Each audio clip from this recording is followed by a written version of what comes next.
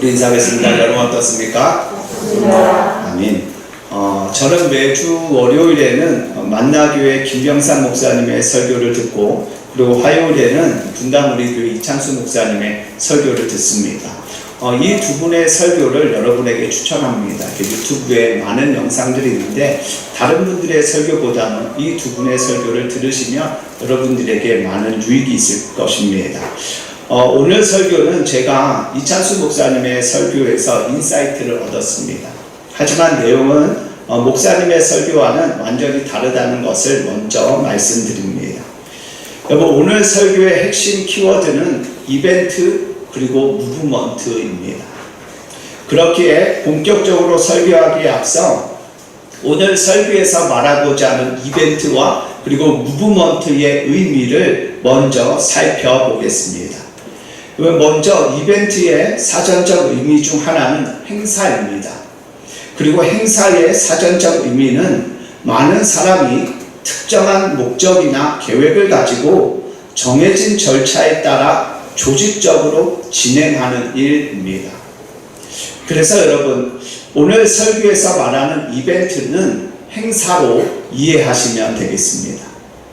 그리고 또 하나의 키워드인 무브먼트의 사전적 의미는 운동 또는 움직임이고, 운동의 사전적 의미 중 하나는 사회 안에서 어떤 목적을 이루고자 하는 조직적인 활동입니다. 금모으기 운동, 독립운동, 계몽운동, 성령운동, 기도운동 등이 바로 이 운동, 무브먼트에 해당하는 단어들입니다. 여러분, 이벤트와 무브먼트의 차이는 이벤트는 높은 집중력과 응집력을 발휘하지만 대부분이 일회성으로 끝이 나고, 무브먼트, 운동은 이벤트와는 다르게 어떤 목적을 이루거나 또는 체질화하기 위해 꾸준하고 그리고 장기적으로 진행한다는 것입니다. 좀 더 쉽게 설명드리면 이벤트는 치고 빠지는 것이며 무브먼트는 바람을 일으키는 것입니다. 여러분, 우리 교회에서 계속해서 허트앤허브 사역을 진행하고 있습니다. 여러분들이 보시기에 이 허트앤허브의 사역은 이벤트인가요? 아니면 무브먼트인가요? 예, 제가 보기엔 제가 원한 대로 무브먼트, 교회적인 운동이 되어가고 있는 것 같습니다. 여러분, 저는 부교육자 생활을 총 10년간 5개의 교회에서 하였습니다. 제가 사역한 지역은 인천, 서울, 미국, 김해, 그리고 김포입니다. 여러분, 부교육자 시절은 많은 것을 보고 배우고 경험함으로 내가 지향해야 할 것과 그리고 지양해야 할 것을 구분하는 시기입니다. 취할 것은 취하고 버릴 것은 버려 내 것을 만드는 참 귀한 시간입니다. 여러분, 저는 제가 모신 목사님들께 지금 저의 사역의 자양분이 되고 그리고 목회의 철학이 되는 것들을 참 많이 배웠습니다. 그리고 그와는 반대로 그분들의 사역에서는 맞는 것이지만 저의 목회 철학과는 맞지 않는 것, 그래서 저의 목회에서는 지양해야 할 것을 또한 많이 배우고 발견하였습니다. 여러분, 제가 저의 SNS에 내가 담임 목사가 되면 이것만은 하지 말자라고 해서 적어놓은 것이 하나 있습니다. 그것은 부교역자가 부끄럽게 여기는 사역은 하지 말자입니다. 부교역자가 부끄럽게 여기는 사역은 하지 말자. 그리고 그와 함께 제 마음에 깊이 새겨진 또 하나의 결심은 이벤트, 행사를 하지 말자입니다.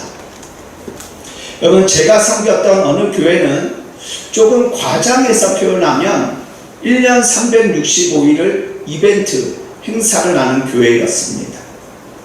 행사가 꼬리에 꼬리를 물고 이어지는 교회였고, 그리고 성도들은 그 행사에 총동원되었습니다.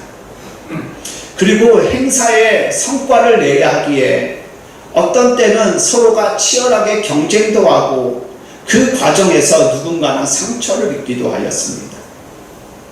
그런데 행사도 한두 번이지 매년 새롭게 기획된 행사들에 이제는 절기와 기념일마다 어김없이 반복되는 행사들까지 진행되다 보니 언제부터인가 성도들이 지치기 시작하였습니다. 대부분의 행사들이 성도들의 영적 성장이 목적이 아닌 교회의 조직과 그리고 교회를 유지하기 위한 행사들이다 보니 뭔가 왁자지껄하기는 한데 행사가 끝나고 나면 성도들은 번아웃 되었습니다. 여러분, 제가 이벤트와 행사 위주의 교회에서 정말 신물나도록 행사를 하고 난 후에 저만의 결론은 행사로는 사람 안 변한다. 행사에는 영적 성장이 없다 였습니다. 그래서 우리 교회에서 행사를 하지 않습니다. 이벤트를 하지 않습니다. 그래서 우리 교회가 다른 교회에 비해 별로 재미가 없습니다. 그리고 여러분, 제가 또 하나 우리 교회에서 하지 않는 것이 있습니다. 그것은 바로 헌신 예배입니다. 여러분, 대부분의 교회에서는 여러 기관들 그리고 구역이나 목장이 주관하여 헌신 예배를 드립니다. 제가 섬겼던 어느 교회는 교회의 기간이 너무 많았기에 오후 예배를 대부분 헌신 예배로 드렸습니다. 여러분, 어떤 교회는 헌신 예배를 정말 열심히 준비합니다. 예배 시간에 있는 특별 순서를 정말 열심히 준비합니다. 또 어떤 교회는 매년 하는 헌신 예배인지라 성도들이 단출하게 특송 한 곡만 준비합니다. 여러분, 열심히 준비하든 단출하게 준비하든 헌신 예배라면 헌신이 목적인데, 그런데 이상하게 헌신 예배에서 헌신이 빠져 있습니다. 헌신 예배를 드리는 성도들이 이 예배 한 번만 특별하게 준비하면 된다, 아니면 단출하게 준비해서 예배만 드리면 된다라고 생각합니다. 헌신을 다짐하고 결단하는 예배인데 헌신은 없는 헌신 예배를 드립니다. 심지어 어떤 교회는 헌신 예배를 매년 해치워야 하는 숙제 정도로 여겨 헌신 예배가 끝나고 나면 홀가분함을 느낄 정도였습니다. 여러분, 왜 성도들이 헌신 예배를 이렇게 드릴까요? 왜 성도들이 교회 행사를 하고 나면 더 기진하고 그리고 지치는 것일까요? 그것은 이벤트이기 때문입니다. 행사이기 때문입니다. 성도들의 영을 충만하게 하는 것이 아닌 교회를 유지하고 그리고 조직적이게 보이기 위한 인간적인 의미의 행사였기 때문입니다. 또는 내용과 의미가 없는 그저 껍데기에 불과했기 때문입니다. 매우 화려해 보이고 뭔가 있어 보이고 대단해 보이지만 그 속은 텅텅 비었기 때문입니다. 그래서 여러분, 제가 내린 결론은 이벤트에는, 행사에는 생명이 없다는 것입니다. 다 그렇다는 것은 아니지만 이벤트와 행사에만 집중하면 그렇다는 것입니다. 여러분, 오늘 본문 말씀의 분위기는 매우 역동적이고 활기차며 생동감이 넘칩니다. 여러분, 사도행전 2장에서 12제자를 비롯한 120명의 사람들이 성령을 받습니다. 여러분, 그들에게 성령이 임하자 그 시로 성령의 역사가 나타났습니다. 그러자 주변에 있던 사람들이 그 광경을 보고 놀라기도 하고 그리고 조롱하기도 하였습니다. 왜냐하면 처음 보는 현상이었기 때문입니다. 그래서 사람들은 저들이 술에 취해서 저러는 것이라고 결론 짓습니다. 여러분, 믿지 않는 사람들이 성령을 받은 그 사람들을 보며 술에 취했다고 조롱할 때 성령을 받은 베드로가 그 자리에서 일어나 그들을 향해 2장 14절부터 36절의 내용으로 설교를 합니다. 그러자 베드로의 최초의 설교를 들은 그 사람들이 여러분 어떻게 반응하나요? 그들이 베드로의 말을 듣고 마음에 찔려 형제들아 우리가 어찌할꼬 라고 묻습니다. 그러자 베드로가 너희가 회개하여 각각 예수 그리스도의 이름으로 세례를 받고 죄사함을 받으라. 그리하면 성령의 선물을 받으리라고 말합니다. 그래서 그들이 그날 세례를 받았는데 그 수가 무려 3,000명이나 되었습니다. 여러분 만약 이날의 이 일을 행사로 본다면 매우 성공적인 행사입니다. 왜냐하면 설교 한 번에 3,000명이 회개하고 하나님의 자녀가 되었기 때문입니다. 그런데 여러분 이 일은 앞서 제가 말씀드린 것 같은 이벤트 행사가 아니었습니다. 여러분 이 일이 있은 후 오늘 본문 42절부터 47절까지 기록된 대로 그들이 사도의 가르침을 받아 서로 떡을 떼고 교제하며 오로지 기도하기에 힘썼고 믿는 사람이 다 함께 있어 모든 물건을 서로 통용하고 또 재산과 소유를 팔아 각 사람의 필요에 따라 나눠주며 날마다 마음을 같이하여 성전에 모이기를 힘쓰고 집에서 떡을 떼며 순전한 마음과 기쁨으로 음식을 먹고 하나님을 찬미합니다. 그런데 여러분 이와 같은 일이 이번 한 번으로 그치지 않고 사도행전 4장에서도 동일하게 일어나는데 그날은 남자만 5,000명이 예수님을 구주로 영접하였습니다. 그리고 4장 32절에서 믿는 무리가 한 마음과 한 뜻이 되어 모든 물건을 서로 통용하고 자기 재물을 조금이라도 자기 것이라 하는 이가 하나도 없더라고 증언합니다. 여러분 성령을 받은 제자들과 120명의 사람들 그리고 베드로의 설교를 통해 예수님을 믿은 3,000명과 5,000명은 예수님을 믿고 그리고 성령을 받은 후 지금까지와는 다른 삶을 시작합니다. 그 순간부터 한 번도 살아보지 않은 삶을 그들은 살아갑니다. 먼저 예수님을 3번이나 부인했던 베드로는 성령의 충만함으로 예수가 그리스도라고 설교를 하고 베드로의 설교를 듣기 전까지 저들은 술에 취했다고 조롱했던 사람들은 베드로의 설교를 듣고 마음에 찔려 하나님 앞에서 회개합니다. 회심합니다. 그리고 그때부터 새로운 삶의 방식, 서로가 서로의 것을 통용하는 삶을 살아갑니다. 누가 그렇게 하자고 한 것도 아닌데 본인들이 자원하여 그런 삶을 살아갑니다. 여러분 이 일은 베드로가 기획하고 120명의 사람들이 열심히 준비한 이벤트가 아닙니다. 행사가 아니었습니다. 이것은 사람이 기획하고 시작한 것이 아닌 성령께서 일으키신 무브먼트 운동이었습니다. 꾸준하고 장기적인 무브먼트였습니다. 그래서 성령께서 임하시는 곳마다 동일한 역사, 회개의 역사, 회심의 역사, 그리고 이전과는 완전히 다른 새로운 삶, 변화된 삶의 역사가 나타난 것입니다. 여러분 저는 오늘 설교를 준비하며 우리의 신앙에는 이벤트 신앙과 그리고 무브먼트 신앙이 있다는 것을 깨달았습니다. 여러분 우리가 한 사람을 만나 사랑을 하고 그리고 결혼을 했습니다. 여러분 결혼 생활에서 우리가 원하는 것은 무엇인가요? 이벤트인가요?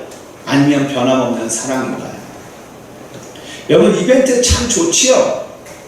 그런데 여러분 남편이나 아내가 일주일 내내 나와 아무런 교감이 없다가 대화도 없고 스킨십도 없다가 어느 날 갑자기 그냥 외식을 시켜주고 선물을 사준다면 뭐 이것도 나쁘진 않지만 그런데 이런 생활이 계속 반복된다면 사랑이나 교감 없이 외식과 선물만 준다면 여러분 그 삶이 행복할까요?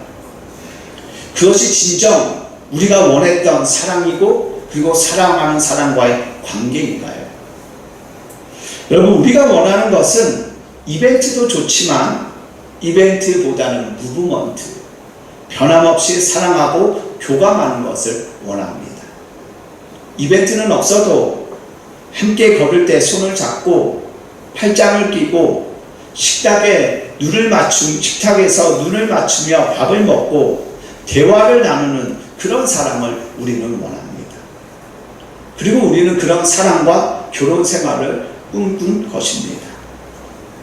여러분, 이 자리에 계신 대부분의 분들이 일주일의 예배를 주일 예배 한 번만 드리시는데, 그렇다면 여러분, 지금 이 예배가 여러분들에게는 이벤트인가요? 아니면 무브먼트인가요? 잠깐 하고 끝내는 행사인가요? 아니면 장기적이고 꾸준한 운동인가요? 하나님과 아무런 교감 없이 한 주간을 지내다가 이벤트 하느냐, 선물 사주느냐, 이것으로 내가 할 것은 다 했다라고 여기는 예배인가요? 아니면 그분을 사랑하고 추구하고 닮아가는 과정 중에 있는 가장 귀하고 그리고 소중한 시간인가요? 여러분, 이사야 1장 10절부터 12절 말씀을 우리 스크린을 보면서 함께 읽겠습니다. 너희 소돔의 관원들아, 여호와의 말씀을 들을지어다. 너희 고모라의 백성아, 우리 하나님의 법에 귀를 기울일지어다. 여호와께서 말씀하시되 너희의 무수한 재물이 내게 무엇이 유익하뇨? 나는 순양의 번제와 살찐 짐승의 기름에 배불렀고, 나는 수송아지와 어린 양이나 순염소의 피를 기뻐하지 아니하노라. 너희가 내 앞에 모이러 오니 이것을 누가 너희에게 요구하였느냐? 내 마당만 밟을 뿐이니라. 아멘. 여러분, 지금 하나님께서는 이스라엘의 이벤트 신앙에 탄식하고 계십니다. 여러분, 그들은 정해진 시간에 정해진 제물을 드리며 하나님께 제사를 드렸습니다.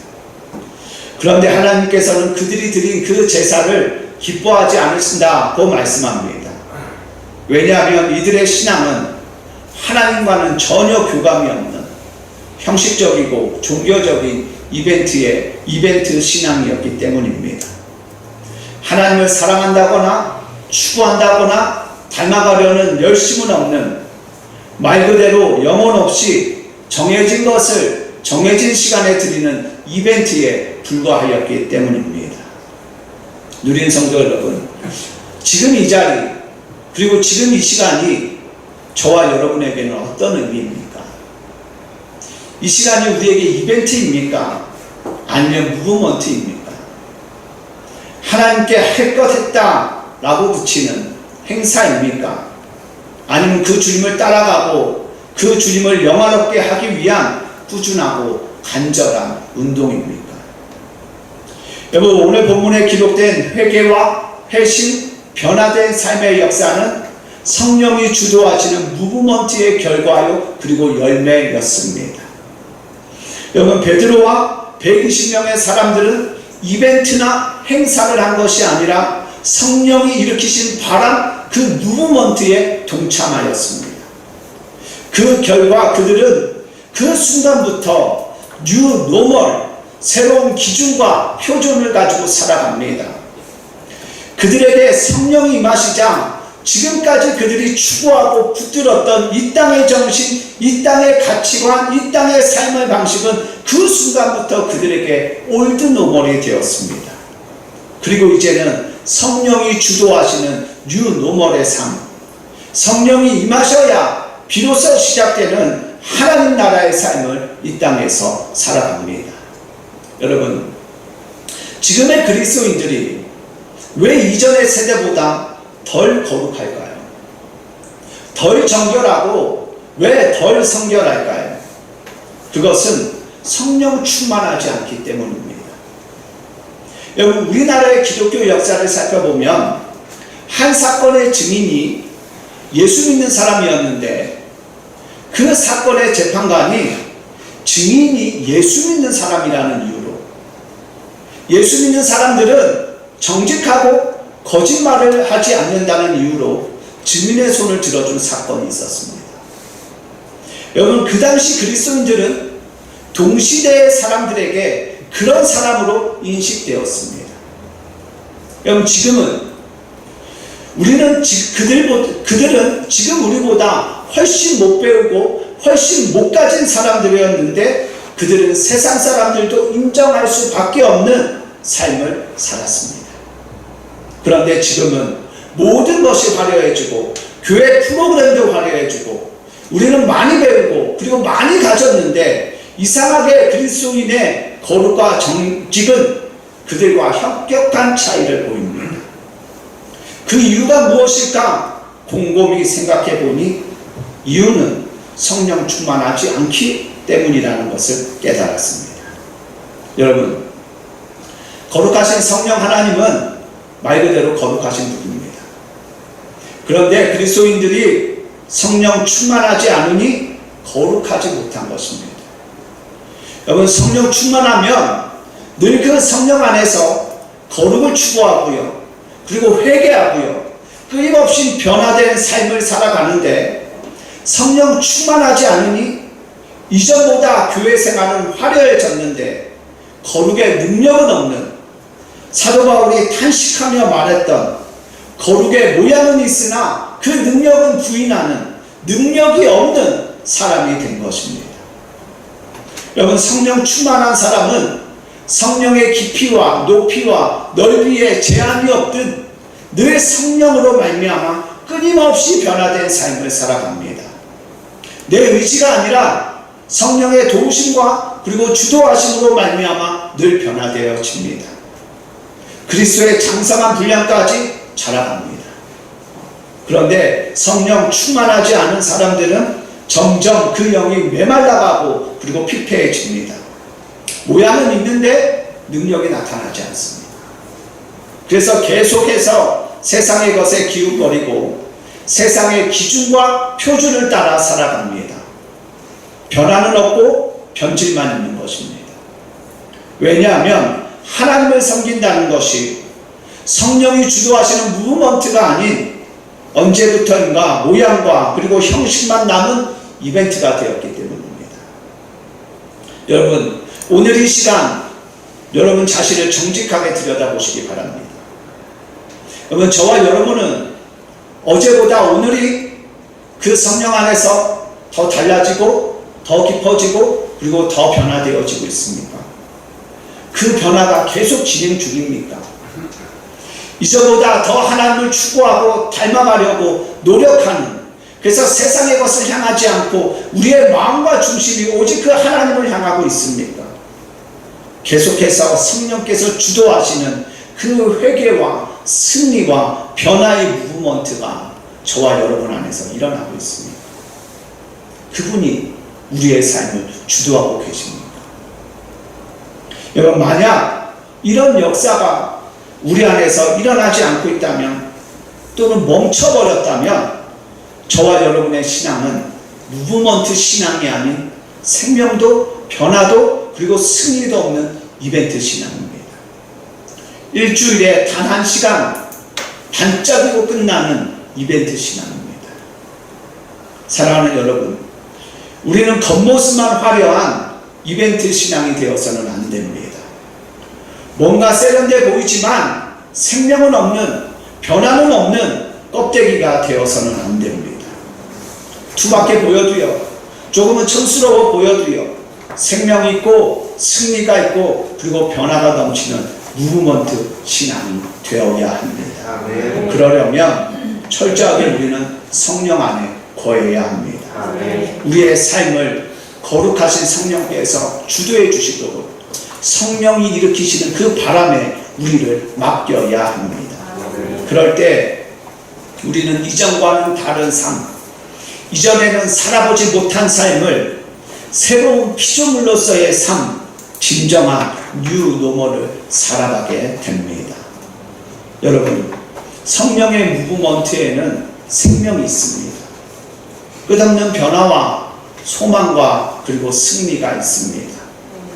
죄 가운데 넘어짐에 대한 애통함이 있고요, 하지만 다시 일어서게 하는 무조건적인 회복이 있으며 하나님을 향한 그 믿음으로 상황과 환경을 뛰어넘게 하는 참 소망과 진정한 기쁨이 그분 안에 있습니다. 그렇게 우리는 성령의 무브먼트가 우리 가운데 충만하기를 날마다 매 시간마다 소망하며 살아가야 합니다. 그리고 성령이 우리를 주도하시도록 우리를 그분께 맡겨야 합니다. 그래서 지금 이 시간이 저와 여러분을 잠깐 깨어있게 하는 각성제와 같은 시간이 아니고 우리를 꾸준히 변화시키고 그래서 하나님을 추구하고 세상의 것을 거부하고 분별하여 승리하게 하는 무브먼트의 시간이 되어야 합니다. 그래서 성령의 무브먼트로 인해 우리의 심령의 대각성과 그리고 진정한 부흥이 일어나기를 축복합니다. 말씀을 정리하겠습니다. 여러분, 잠깐 반짝이고 사라지는 폭죽과 같은 이벤트 신앙에는 힘도 그리고 능력도 없습니다. 모양은 있는데 능력이 없습니다. 하지만 성령의 무브먼트에는 모양은 투박하고 촌스러워도 분명 그 안에 진정한 생명이 있습니다. 승리와 기쁨과 변화와 그리고 감사가 있습니다. 여러분, 저와 여러분에게 이 예배가 이벤트가 아니기를 소망합니다. 하나님을 끊임없이 추구하게 만드는 그리고 닮아가려는 간절함으로 가득한 무브먼트의 시간이 되기를 축복합니다. 그래서 그 성령의 무브먼트가 저와 여러분을 주도해 가시고 변화시켜 가시고 날마다 그 깊이와 넓이와 높이를 알 수 없는 하나님의 은혜를 누리며 살아가게 하는 무브먼트가 되어지기를 축복합니다. 성령께서 주도하시는 그 성령의 무브먼트로 인해 하나님을 더 사랑하고 추구하며 그분 안에서 끊임없이 변화되는 무브먼트 신앙인으로 살아가는 저와 여러분 모두가 되기를 예수님의 이름으로 간절히 축복합니다.